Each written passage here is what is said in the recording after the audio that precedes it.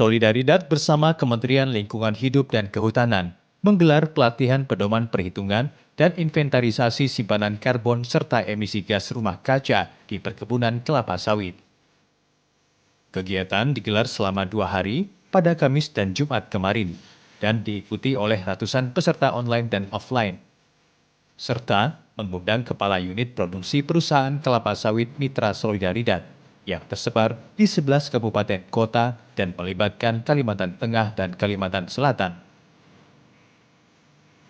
Pelatihan tersebut mendapat apresiasi dari Dinas Perkebunan dan Peternakan Kalbar.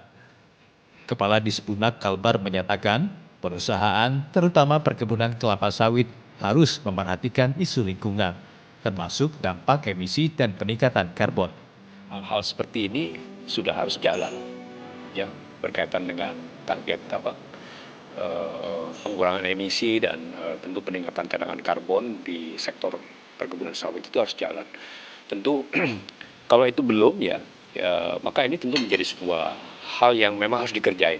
Karena ini sekali lagi tadi sudah disampaikan oleh Pak Hari ya dari Kementerian LHK, kita telah memberi komitmen untuk penurunan emisi itu 29% dan 41% dengan upaya-upaya dukungan.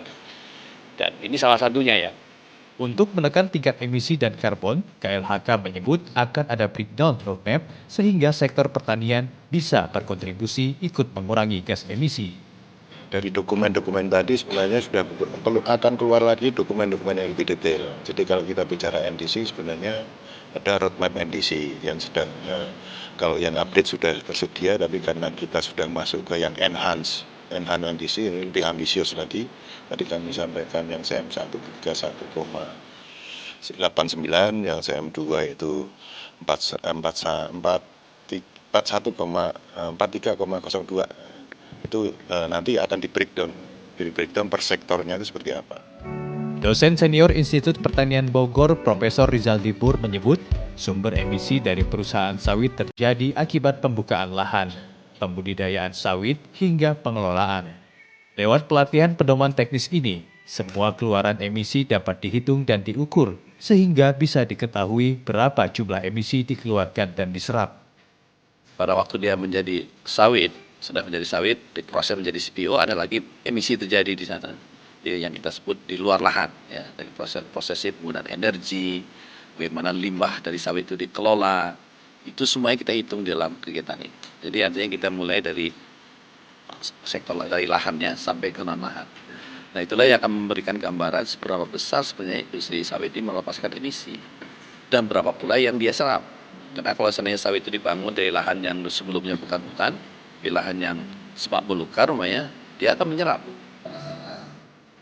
Solidaridad menyatakan, lewat kegiatan ini peserta diberikan cara menghitung emisi dan karbon agar pelaku perkebunan kelapa sawit bisa menghitung simpanan karbon dan emisi di area kerjanya masing-masing. Hasil penghitungan nantinya bisa jadi basis data untuk pemerintah dalam upaya mendorong ekonomi karbon di Indonesia.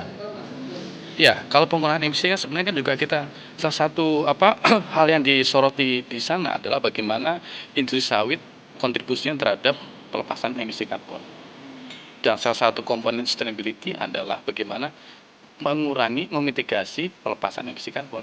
Jadi kita harus memastikan praktek industri sawit juga mengarah ke sana, Mas. Begitu, tidak hanya bicara bagaimana meningkatkan kapasitas gitu kan, tapi juga bagaimana memastikan prakteknya juga betul-betul sustain. Sehingga produknya betul-betul terjamin, produk yang dihasilkan dengan cara-cara yang ramah.